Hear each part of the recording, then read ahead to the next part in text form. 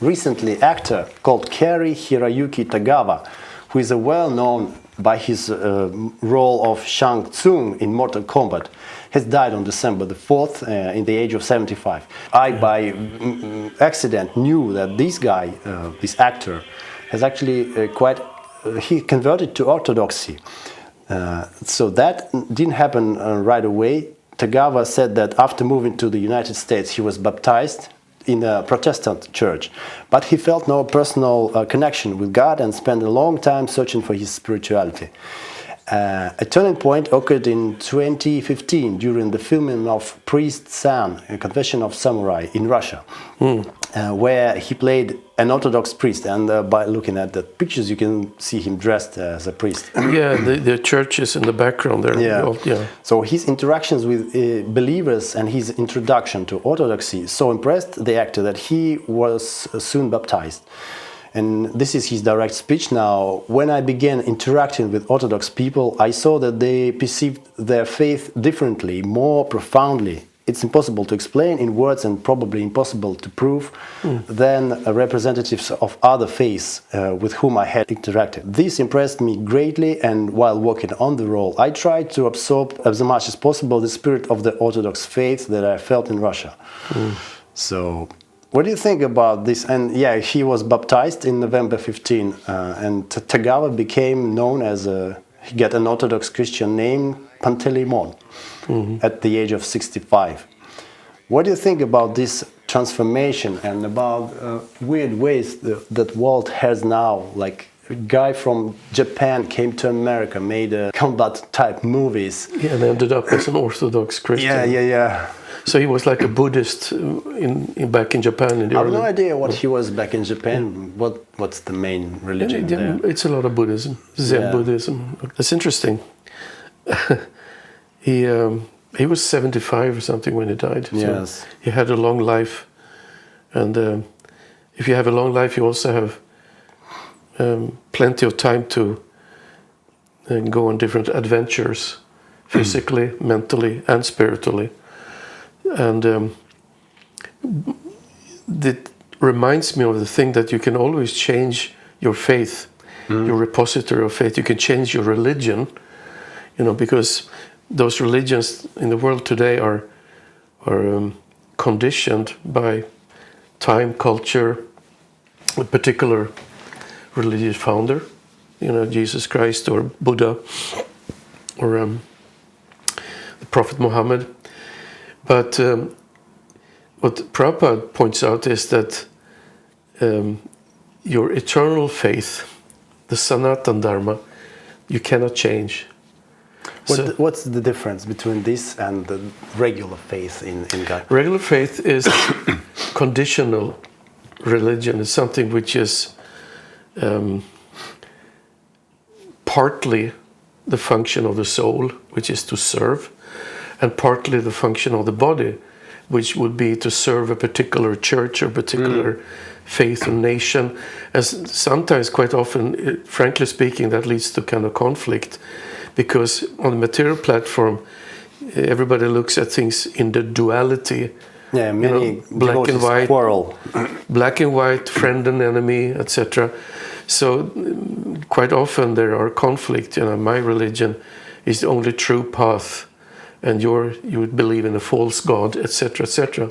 But then you can go into your transcendental helicopter and move up and look at all these things. I used to say that God is like somebody sitting on the top of a mountain, looking down, and they see on the western side, eastern side, oh, there are the Christians climbing up, and oh, there are the Muslims climbing up, and there are the Jews climbing up from the same mountain. So God can see them all, but they don't see one another because they are, Yes. And there's another analogy is like God is like a jewel. You hold it to the light, and oh, it's yellow, oh, it's blue, green, now it's red. So for this person who is firmly established on a non-sectarian platform, working to make progress within the eternal religion, so to speak, the yoga with the Supreme Personality of Godhead, he doesn't really have a problem with that there are different faiths, different religions. And Hinduism traditionally was a lot like that, and it still is, because it is, after all, the world's oldest religion belonging to that category. So it didn't really mind when the Christians came, and then came the Muslims, and they could, oh, there's another way to worship our God that we share. And so God is not a Christian, he's not a Jew, he's not a Christian, he's not even a Hindu. God is God. And then when you act on the spiritual platform of the soul, you don't really make those distinctions. Do you still think that God is God? Yes, but if I come from Muslim or from Orthodoxy or from other religion, I'm guided by people who are in charge of these religious procedures in these churches. So most of the time it has to be people's interaction. And don't you think that the Mortal Kombat guy, he particularly was picky? At the beginning he addressed to Protestancy, but he never felt the depth. Why is it so? Because if you say he was climbing from one side of it, on the hill to the God, why he was not satisfied with his slope? Why did he try to change? We all have our journeys, and we may accept teachers and masters on the way, and then they help us reach a certain level. But if you maintain a desire to actually find the supreme truth, you have to maybe give them up and then move on. I mean, it happened to me. I was reading the Bible a lot, and then some other Eastern books, and in person I read some books by a person called Jiddu Krishnamurti. I always liked Krishnamurti. I always liked his name. I also liked that. I liked his name, and I was totally impressed by the fact that he was a vegetarian. Because in my world, then I said, "Wow, how is it possible to be vegetarian?" I was on that level.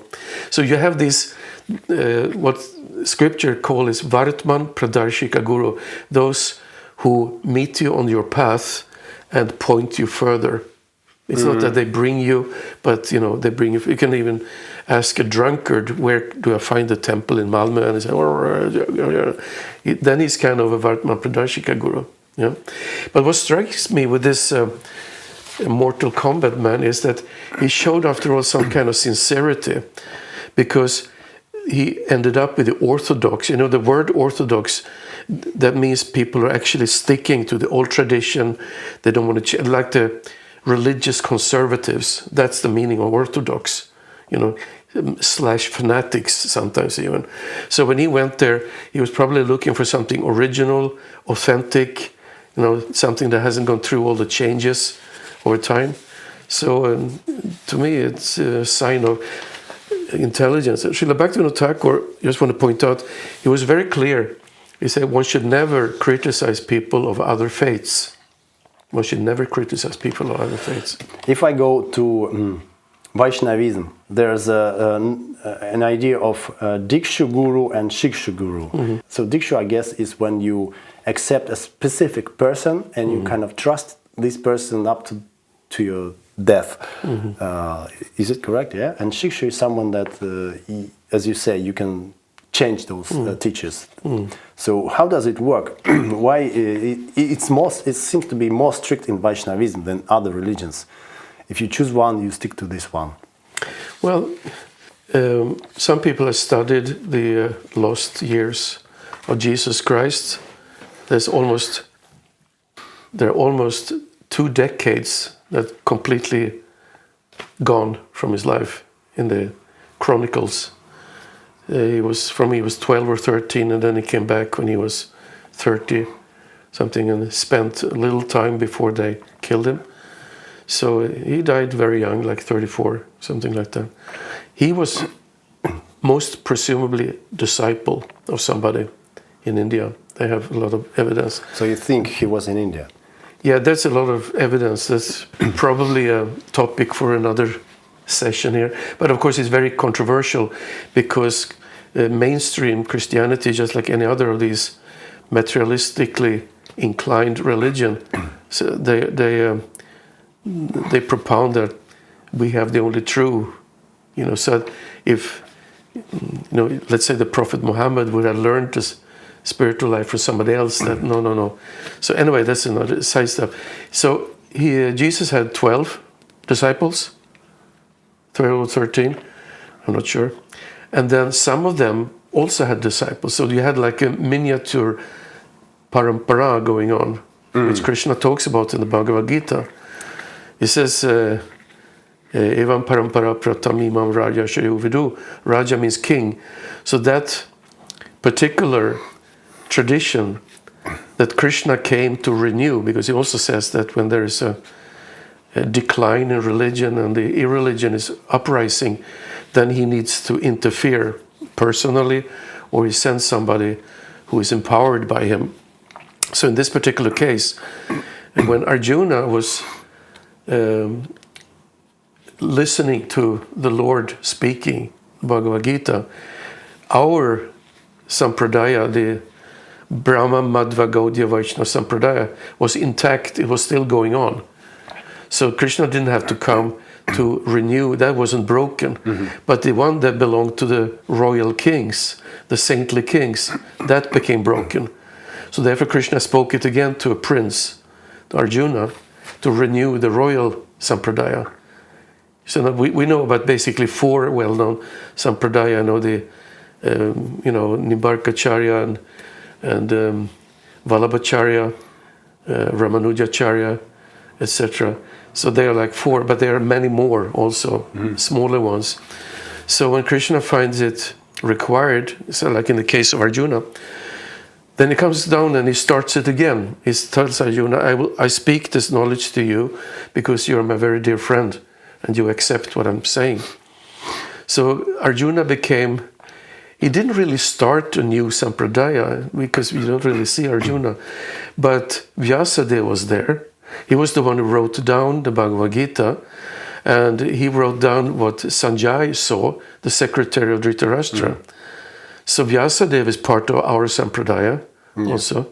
So there is interesting. Anyway, Sisha means disciple, and Shiksha, that means instruction.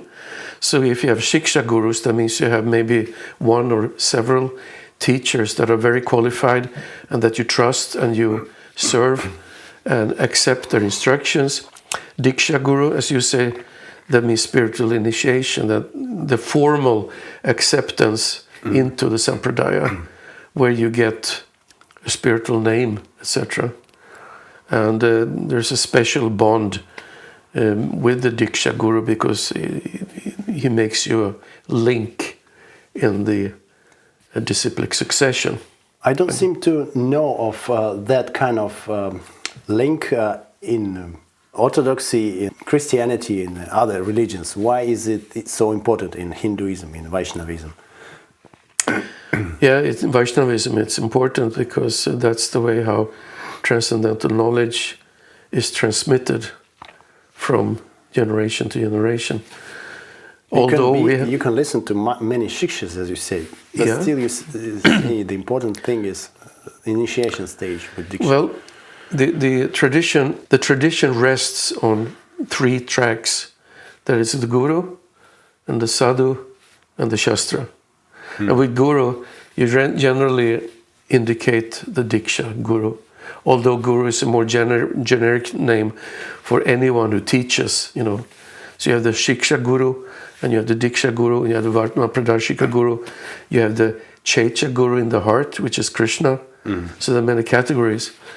But Sadhu, it means a saintly, learned person in general, like that. Doesn't necessarily have to be your guru, the Shiksha or Diksha or anything else, but he's a Sadhu. He's a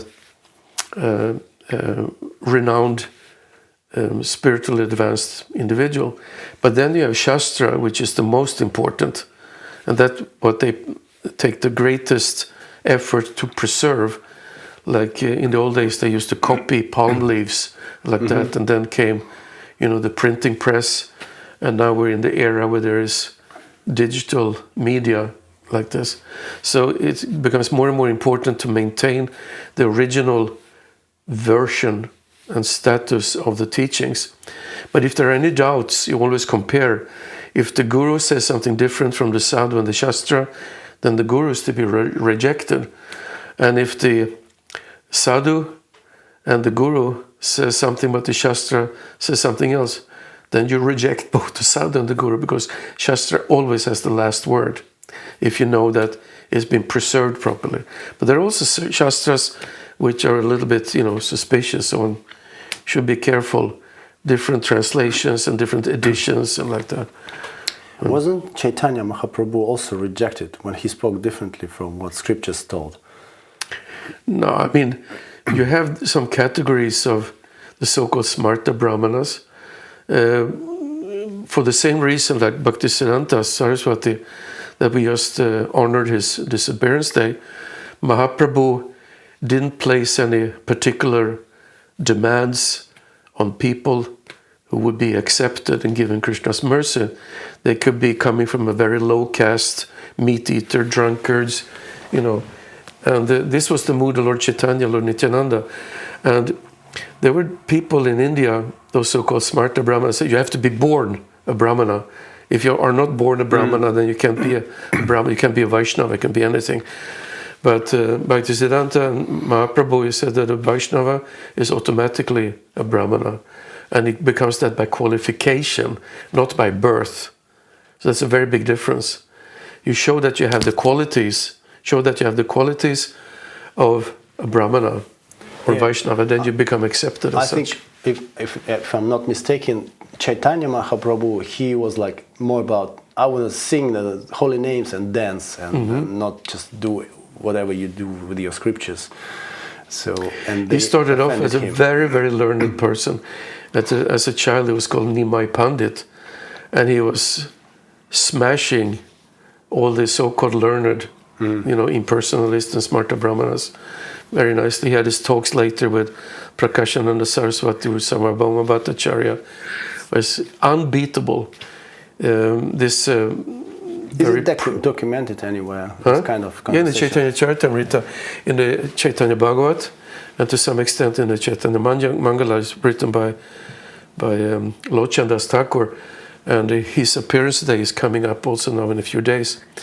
So, but this is all given, and the very proud, learned Pandit Keshava Kashmiri, that nobody wanted to debate with. He was expert in Sanskrit, and then he challenged everybody, and they just said, no, here's a paper, you already defeated me. They couldn't stand the public humiliation. So he became very proud of his scholarship, but then Mahaprabhu simply challenged him. And this Keshava Kashmiri, he on the spot composed 100 shlokas in glorification of Mother Ganga, the river. And Mahaprabhu completely shredded it. He pointed out all errors and also what was good with it. And it completely shocked this Pandit.